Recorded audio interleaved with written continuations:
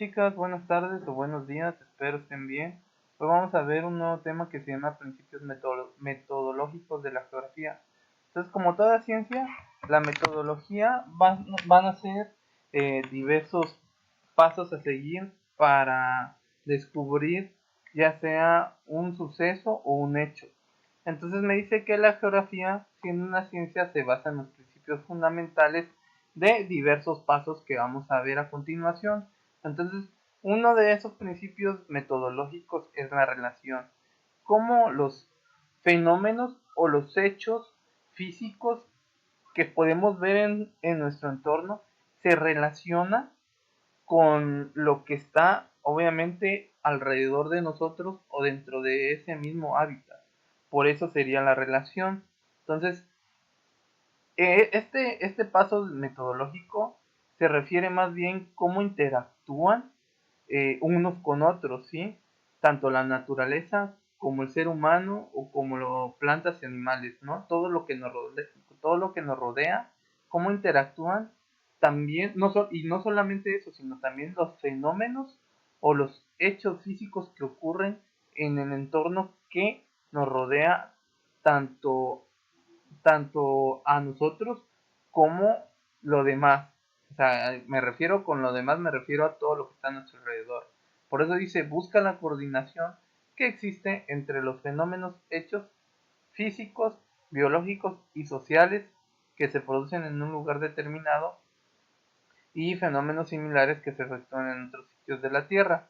Por ejemplo, estudia la relación que existe entre un hecho geográfico, en este caso me habla de por ejemplo, una montaña y su influencia, cómo influye, o sea, todo esto a la flora, a la fauna, al ser humano, a los materiales del suelo, o sea, como les decía, cómo un fenómeno geográfico, en este caso, influye a nuestro alrededor.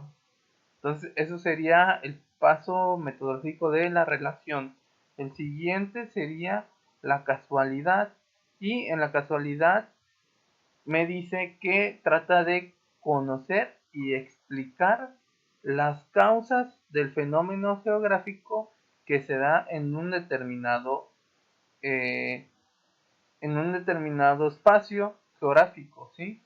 En un determinado lugar. Entonces, ¿cómo es que se origina ese fenómeno que produce un proceso geográfico, ¿sí? Entonces, pueden ser ejemplos de eso, cómo se origina, podría ser un sismo, un temblor, un terremoto, un ciclón, ¿sí? Un diluvio, por ejemplo, lluvias, una tormenta eléctrica y cosas así, ¿no? Entonces, esto de la casualidad busca conocer y explicar dichos fenómenos. Ahora, el siguiente sería la extensión, y la extensión me dice qué tanto abarca, qué tanto dura, qué tanto fue su alcance de dicho fenómeno en una cierta área, ¿sí? Por ejemplo, un sismo, de qué tanto afectó ese sismo, a qué tanta parte de la población, a qué tanto territorio afectó, las lluvias, qué tanto afectaron, en qué estados, cuál fue su alcance, cuál fue su duración, cuánto tiempo duró, ¿sí? Entonces, eso es lo que busca a dar la metodología de la extensión, el tiempo y cuánto fue que alcanzó la magnitud de ese fenómeno. Por eso dice que localiza las regiones de la Tierra donde se representan los hechos o se producen los fenómenos geográficos. Del mismo modo estudia la transformación que sufren estos, es decir, la magnitud en el tiempo y en el espacio. Por ejemplo, cómo esa formación montañosa cambia y mediante la acción de qué factores o agentes internos y externos a través de los años. Puede ser también, podemos hablar de un sismo, de una tormenta, de un tsunami. Entonces, todos esos fenómenos, el paso de la metodología de la extensión busca dar a conocer qué tanto tiempo y hasta dónde fue que llegó a afectar ese fenómeno.